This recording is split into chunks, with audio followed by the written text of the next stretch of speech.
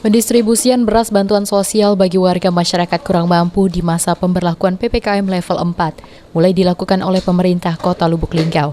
Penyalurannya pun dimulai dari gudang kantor Perum Bulog, cabang Kota Lubuk Linggau yang selanjutnya didistribusikan ke 8 kantor kecamatan di wilayah Kota Lubuk Linggau.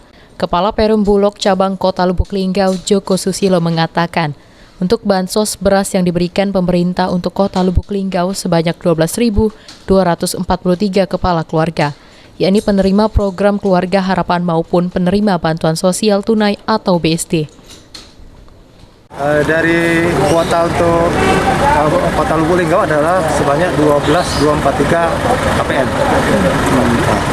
Dari total itu ada PKH 7.781 dan BST 4462, jadi total 12.243. Dalam pelaksanaan pendistribusian beras akan dilakukan pihak ketiga bersama petugas kantor pos yang akan langsung mengantar ke rumah-rumah penerima bansos.